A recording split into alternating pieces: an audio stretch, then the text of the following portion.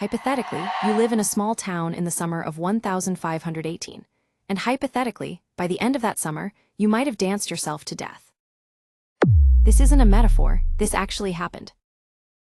Welcome back to the weird part. Today, the town that danced itself to death. Hypothetically, you live in Strasbourg, in the summer of 1518. It's been a rough few years: famine, disease, crushing taxes. Everyone's on edge, but it's July, and today is just another hot, ordinary day. Then a woman steps into the street outside your window. Her name is Frau Troffia. She starts to dance. No music, no festival, nothing to dance to. She just dances.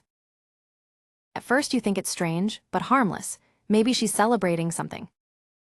Then you watch her keep going and going.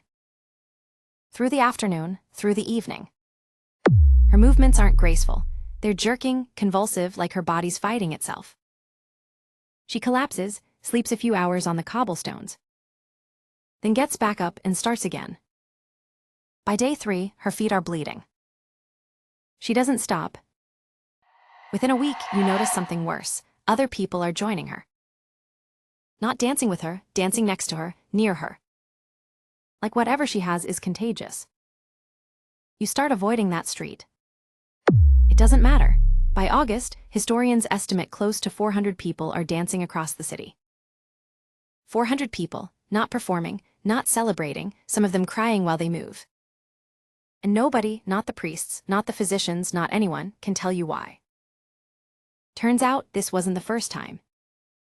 2 centuries earlier, in 1374, a similar dancing mania swept through towns along the Rhine, Aachen, Cologne, dozens of others.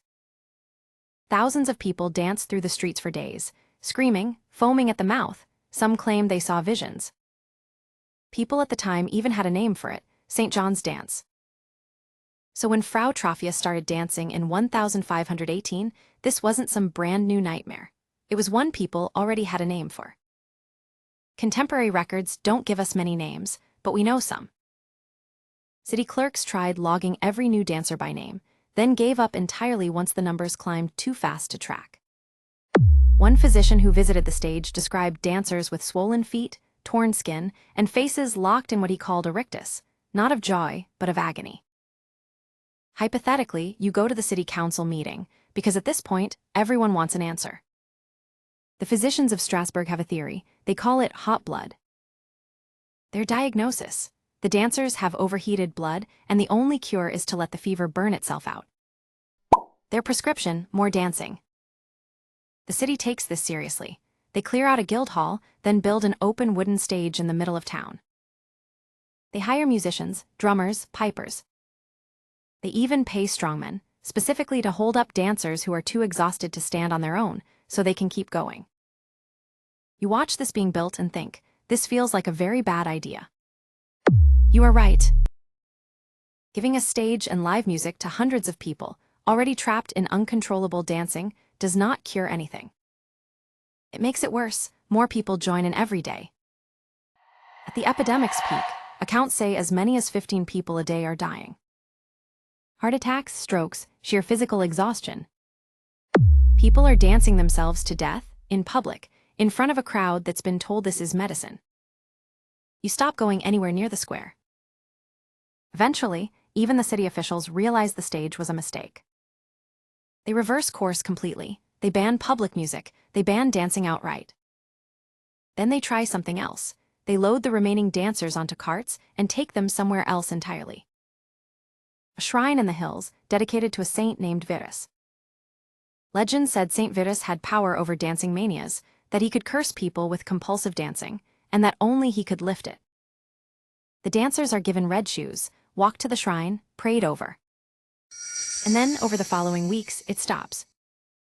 As mysteriously as it started, the dancing plague of Strasbourg fades out by early September, 1518. Here's a strange footnote.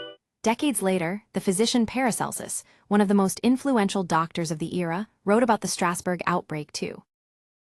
He rejected the hot blood theory completely. He blamed it on what he called a kind of willful, attention-seeking mania, in some of the harshest medical writing you'll find from the period. Even by the standards of the time, people couldn't agree on what they'd just watched happen in their own city. So hypothetically, if you'd lived through that summer, what actually happened to you? 500 years later, historians and doctors still don't fully agree. Theory 1. Ergot poisoning. Ergot is a mold that grows on damp rye grain. It produces a compound chemically related to LSD, and it can cause convulsions, spasms, hallucinations.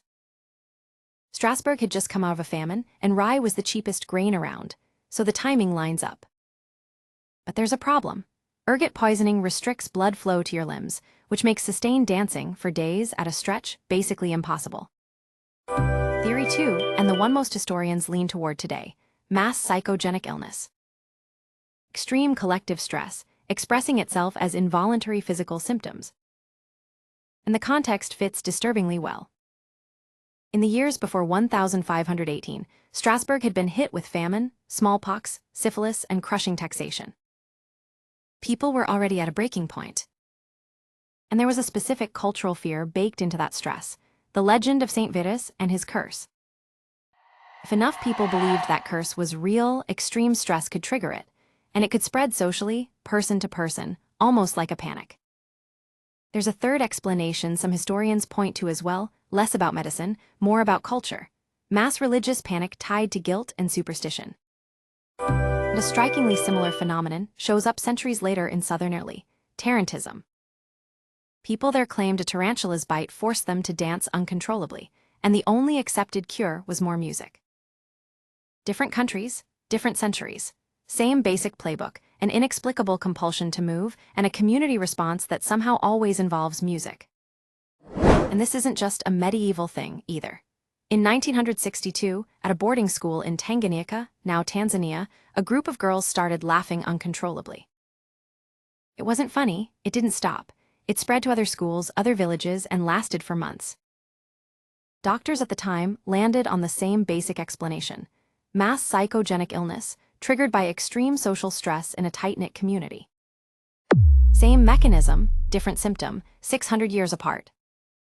Part of why we know so much detail about this specific outbreak is that Strasbourg kept unusually thorough records. Physician notes, city council minutes, chronicler accounts, all describing the same events independently.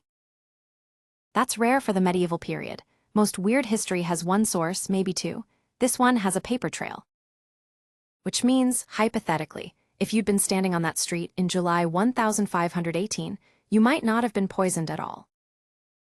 You might have just been a town's collective breaking point, playing out in the one way your culture had already told you was possible. So, hypothetically, if you'd been alive in Strasbourg in the summer of 1518, would you have danced too? Maybe, maybe not. But somewhere between famine, fear, and 400 exhausted bodies, an entire city found out the hard way what happens when belief and stress collide. There's no clean ending here, no single villain, no single answer. Just a town, a summer, and hundreds of people who couldn't stop moving, until one day they just did. If you want more true stories this weird, that's what this channel is for. Subscribe, and I'll see you in the next one.